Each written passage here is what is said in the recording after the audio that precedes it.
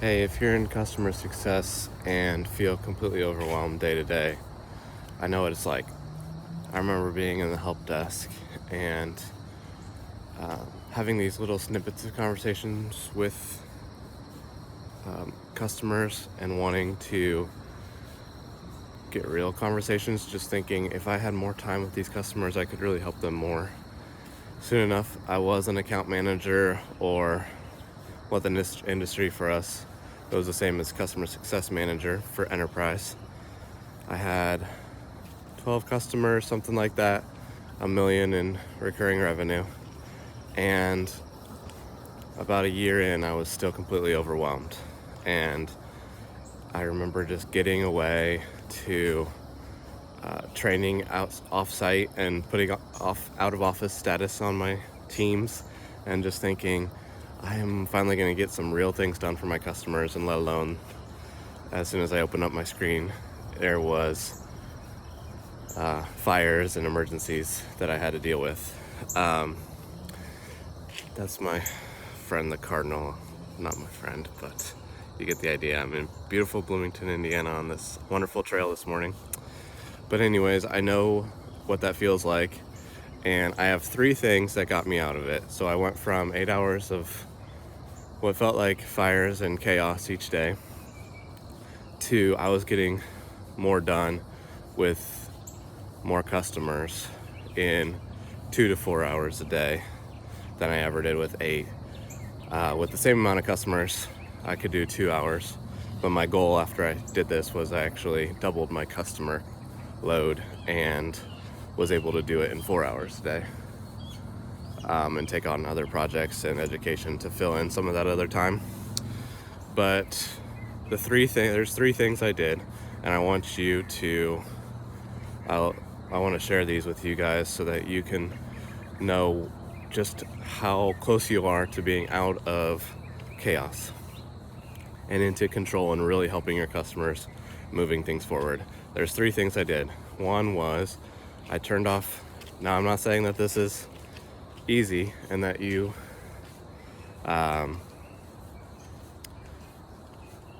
sorry, it's so beautiful. There's like hay bales and a pasture right over here.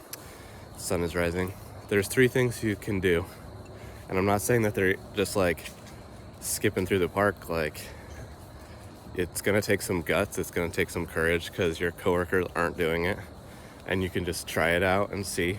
But the three things I did were I turned off notifications for emails and chat. Every notification is a distraction, and it can take 23 minutes from you on average, the research shows, just to get back into really focused work. I did have an emergency line where I just said to anyone, like my boss and help desk manager, if you need me, call me. I'm always available anytime. Just call me. Or on Teams, there's like an urgent setting, so you can be notified by urgent. And Slack is even more innovative, so I think maybe there's a setting in Slack where it's like you don't get notified except for if somebody does something, like puts an urgent status on it or something. That way you cut out 99. Well, for me, I literally cut out 100% of notifications, because I think in all that time I didn't even get called, and I just tested it out little by little, checking notifications every half hour, then every hour, and then I realized I could get away with not checking notifications except for like 2, 3, 4 times a day. So that's the biggest thing. If you do that, you'll get half your day back. The other part that I did was I got through my email and chat once a day. So reach out to me. My email's Rob Smith the third, ROBSMITH THE 3RD at gmail.com if you want my guide I created on this stuff, because getting email to zero, you kind of have to know how to manage email. But you could still do it even if you don't know it. Okay, here's a beautiful view. So there you go.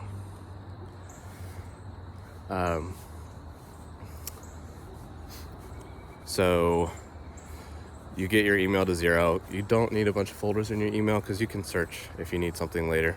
You just need your inbox. That's where all your email comes in. And then your archive.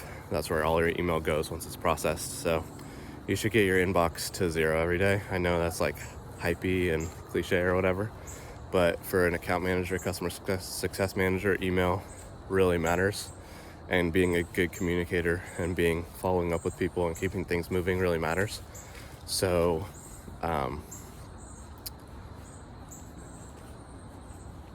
yeah, you definitely want to get your email to 0. That will keep you on top of everything. And again, my guide is helpful. It gives you exhaustive what to do with that.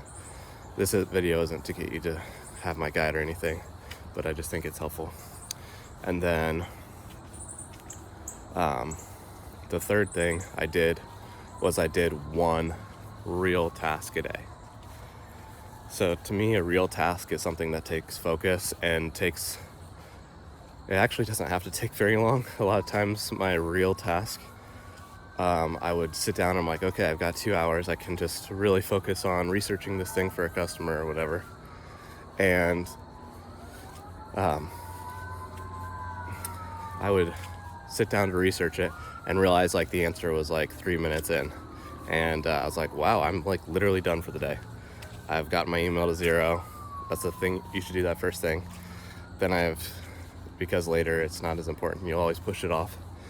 And then so I'm on top of everything, and I got one real thing done today. I'm literally done for the day. And I mean that somewhat figuratively because you can like keep doing stuff obviously, but in terms of like I accomplished what like a successful day to me was, which was getting through email and chat and then getting one real thing done.